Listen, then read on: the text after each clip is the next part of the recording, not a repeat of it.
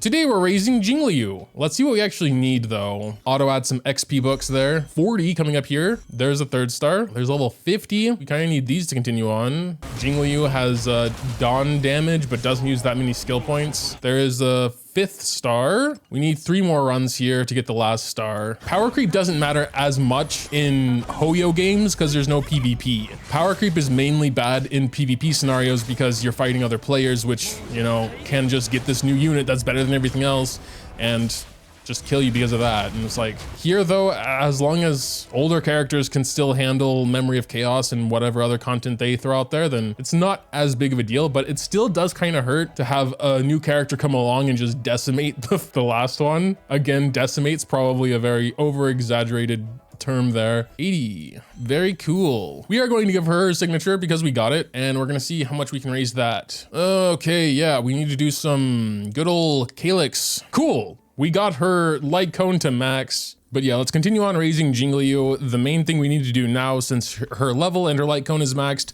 are the traces. I also want to talk a bit about the traces because they're really interesting. I think the only not important thing is going to be her basic attack. You're mainly going to be doing skill and ultimate, and the talent here is really nice as well. Before any of that though, we got to farm a lot of Calyx, so I'll be back. 1 purple, no purple, still no purple. Got 1 more purple, but yeah, her skill is her main source of damage. Outside of her enhanced state, this will give her a stack of syzygy to get into the enhanced state once she has 2 stacks. The skill then becomes enhanced to deal more damage and makes it AoE, about half the damage to adjacent enemies. So this is, of course, you know, very important. So there's level 7. We can't go further for now. Her ultimate is basically the exact same thing as her enhanced skill. It's single target with half the damage going to adjacent enemies. In this case, regardless if she's in the enhanced state or not, she will always gain a stack of syzygy, so you can potentially extend the duration she is in the enhanced state if you use this. This is, of course, really important as well. Bigger damage multipliers. Man, we're gonna need to do a lot more runs. I usually prepare this stuff in advance, but this time I didn't. We can get a little bit of help here from the shop and grab all 30 of these and these. Oops, I bought the hunt materials. These are the destruction materials. Whatever, I'll need the hunt stuff too at one point. Yeah, get that up to 6 for now as well. Then her talent is where I think she becomes really interesting. Some massive buffs for herself in here. Starting with 40% crit rate at level 1, which goes up to 50% at max, so 1% per level, as you can see here. And she'll have this crit rate when she's in her enhanced state. This is the point where she's actually dealing damage anyway, so it doesn't really matter that this big crit rate buff is locked behind transmigration state. There is this big second part as well. I'm going to summarize it as when she does her skill in the enhanced state, she will consume 4% of everyone's max HP. And that HP will then be converted into attack for Jingliu. Right now it's 117% of her base attack. So of course we're going to enhance that to get, you know, a little bit more crit rate, and of course increasing the total cap here. The cap actually goes up quite a lot. It's already at 135%. For now we'll stop at 6, but this might be the most important thing, honestly. Looking at her bonus ability, this first one increases her effect res by 35% while in transmigration. So she's going to be quite a bit harder to debuff, which is good. You will obviously take a huge hit to DPS if she's frozen or whatever. So let's grab that. Bonus ability 2 just sounds okay. After using Transcendent Flash, which sounds like only the non-enhanced skill,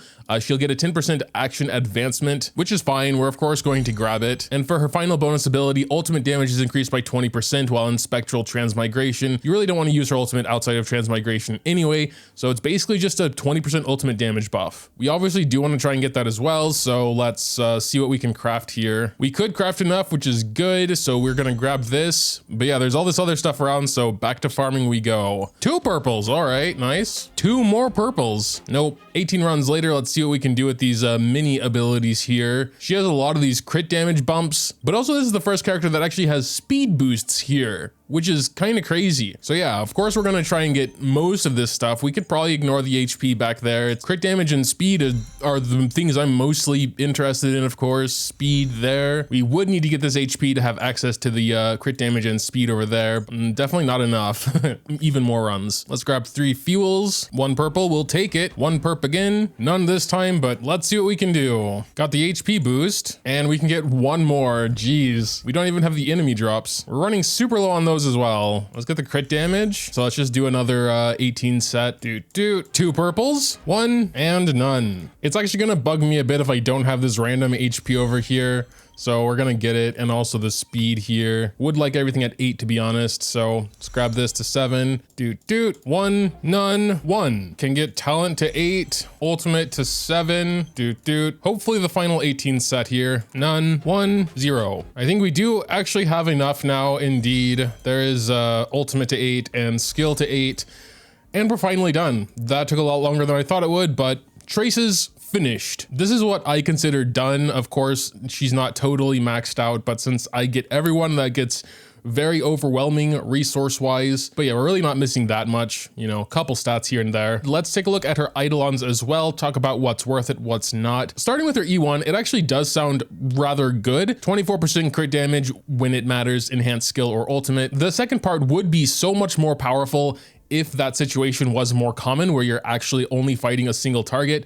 That's just not really the case in Honkai Star Rail. Most bosses have minions or even like mini bosses beside them that are nearly as tanky, so just more often than not, there's going to be multiple enemies on the field. 100% of Jingliu's attack as extra damage is significant for sure. I just don't think it'll be useful that often. Overall though, E1 does sound good. E2 sounds fine as well. Next enhanced skill by 80%. Again, very significant, but it's only one enhanced skill after using ultimate. You're not gonna be able to do ultimate that often. So overall, it's not like a massive DPS increase, even though that one next enhanced skill will be really strong. E4 sounds quite nice as well. It essentially makes it so where you don't need to have as much max HP in your other 3 units to fully cap out her attack buff. And the attack buff's cap itself is raised by 30%. So overall, you're gonna have a bigger attack buff and it's going to be easier to actually obtain. And then E6 is obviously insane, basically extends the duration of her enhanced state and increases the crit damage in this enhanced state by 50%. My sort of initial impression of her Eidolons is that she's perfectly fine at E0, E1, E2, E4, they're all like decent little buffs, but nothing that's super necessary until E6, which is like a huge jump. So I'd be perfectly happy leaving her at E0. E1 is really hard to quantify because the amount of situations where there's a single boss is like almost random in a way. It's probably possible to calculate that, but I'm generally not a huge fan of situational things like this. But yeah, just for the 24% crit damage, it's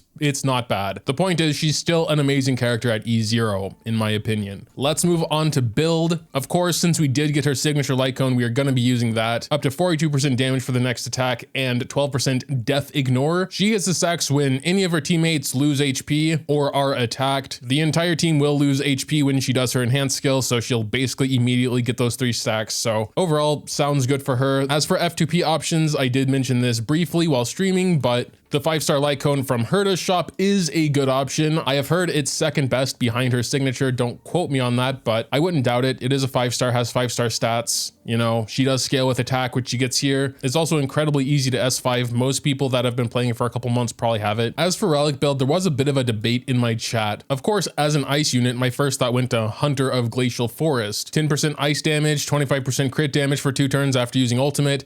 It just sounds perfect for her, and this, I believe, is her best set. Some were arguing that 4-piece Genius of Brilliant Stars, the Quantum set, is at least her second best, and it's actually her best if the enemy has Quantum weakness, so she'll ignore 20% death. And that might be the case, but again, it's one of those situational things I don't really like. This in Sela in like a mono Quantum team where you're guaranteed to have Quantum weakness, that's great. And since I only started farming this set like a week ago, I don't have too many to choose from, so we probably are gonna start off in 4-piece Quantum. Of course, there are some other like broken options, like just 2-piece ice damage here and 2-piece speed.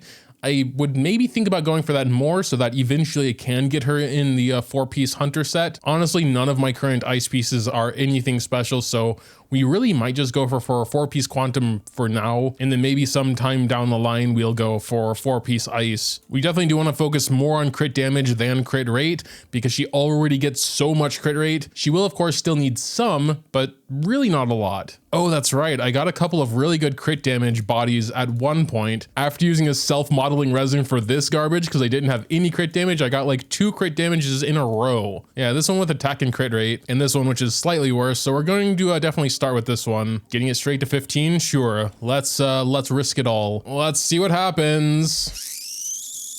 There's not a single crit rate roll, which is super sad. It's still better than the one Sela has, I guess. It has 3.8 attack, and that's it. Still, I want to see what the fourth sub is here. If it's crit rate, then we might try this as well. It's flat def. I'm not even gonna bother. And besides that, we want speed boots. She also doesn't really need a lot of attack because she gets so much attack from her talent as well. This is the only speed boot we have. I farmed this set so much, and that's literally the only speed boot. Since this won't even be her final set, I really would prefer her in 4-piece ice.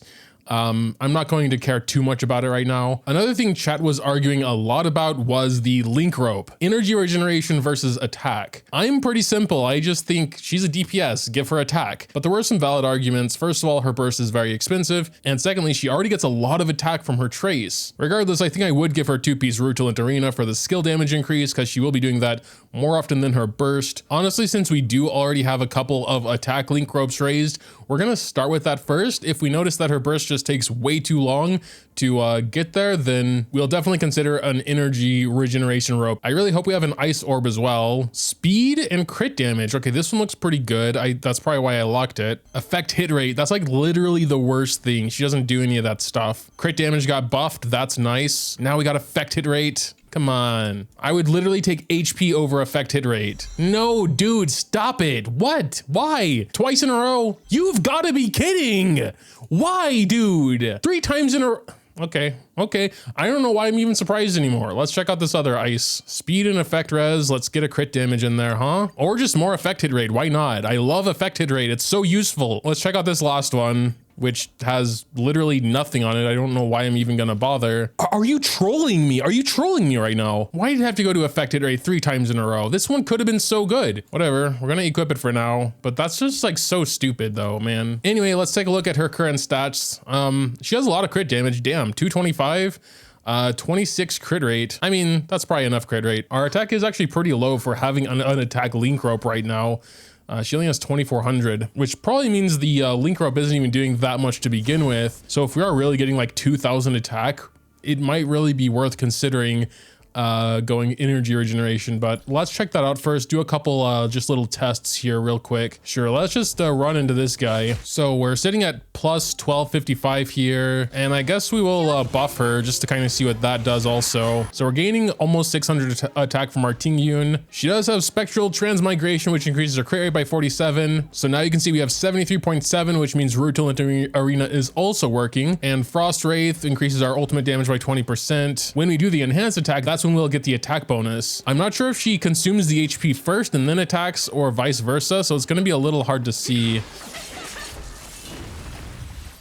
Oh, well, the battle ended, so we couldn't see anything. Well, let's do something a little harder, I guess. Not something too hard because we're still just kind of trying to learn what's going on. But so for now, we'll just use Jingliu. We're going to do the single target again. Now we're going into the transmigration state. Again, we have all these buffs and still 600 attack from Jingliu. This battle has 2 phases, so even if it kills these, it'll still be fine. Oh, look at that. Okay, so what happens is she takes the HP before she actually does the attack. That's why we don't have any extra attack right now. But then the buff is only active for that attack, so it's literally impossible to see this in the stat page, I guess, which is pretty annoying. We're gonna go ahead and do Bronya ultimate and her ultimate as well.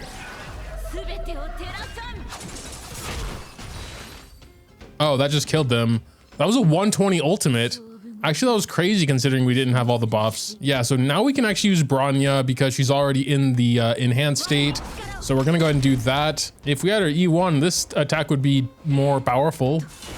Still not bad at 40k though on a single target, but yeah, to actually figure out how much attack she's getting, we would need to do some math. Regardless of the level, 540% of the HP consumed will be converted into attack with a cap of 157 of her base attack. Her base attack meaning this gray number, not including the blue one. So first let's figure out how much attack that is. 157% of 1261 is 1979. Let's just say 1980. How do we get all 1980 attack from her skill? When she uses her skill, 4% of everyone's max HP is eaten. Let's figure out how much that is just exactly. 4% of 3496 from Bronya is 139.8. 4% from Lachha's 3913 is 156.5. And 4% from Jingliu's 2829 is 113.6. We're just gonna round up to 410. So it seems pretty clear to me she will consume 410 HP. period. 540% of 410 is 2214, which is actually a little bit over her 157% base attack cap.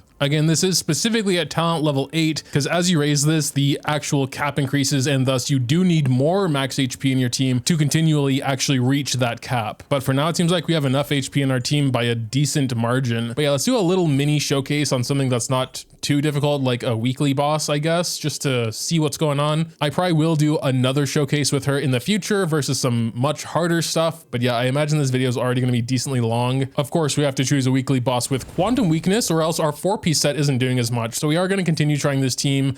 I've heard Pella and or Silverwolf would be really good as well, replacing either Bronya or Tingyun, of course. Tingyun is really good once you get her to E6 though, because she gives a lot of energy to Jingliu with her burst. Personally, I really like this team mainly for auto reasons, because both Pella and Silverwolf just spam their skill when it's not really necessary, eating up a lot of skill points. Though again, in this team, because Jingliu is not very skill hungry, it might be okay. That's probably something we'll explore for the real showcase. Oh, this boss also has ice resistance. I didn't even think about that.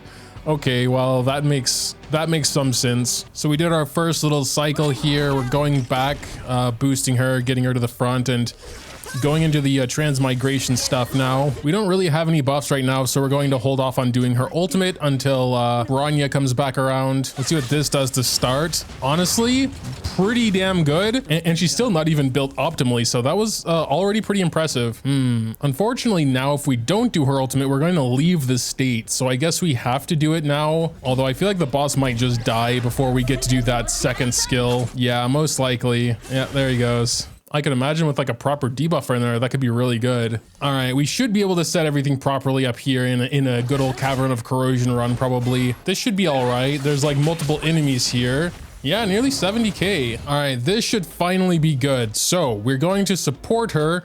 Oh, but we don't have Tingyun. Okay, whatever. Man, it is a little bit lot to keep track of, I guess. This should still be pretty good. We don't have Tingyun's like 600 attack, but what can you do? That did a good old 116, and now there's one less enemy, so this will do less, but still should be all right. Yeah, okay, definitely a bit less. Her ultimate's a lot stronger than I thought it would be. Oh, and because of Tingyun, we can actually keep the transmigration state another turn. We could use Tingyun's ultimate and get her ultimate back. That did less, of course, again, because single target. So yeah, I mean, those final few hits, he was definitely just there alone, and E1 would have done a lot. So I'm really rethinking that now after actually having played with her. Single target does seem more common, though we haven't done anything super hard yet. So I'm going to save like final judgment on that until we do like the hard stuff like Memory of Chaos, maybe Swarm Disaster, or at least Sim 7, we'll see. But yeah, for now, that'll do it. Overall, really cool character. I like her a lot. I do still need to think about my team a little bit. I'm not sure who I would replace for Pella or Silverwolf in this case. Maybe Bronya, just because it's like kind of a pain to get it to work out well, although I really love Bronya's action advancement stuff as well. But yeah, make sure to tell me what you think in the comments down below. Leaving a like or subscribing to the channel if you enjoyed is always greatly appreciated as well. Thanks, as always, for watching, and until next time.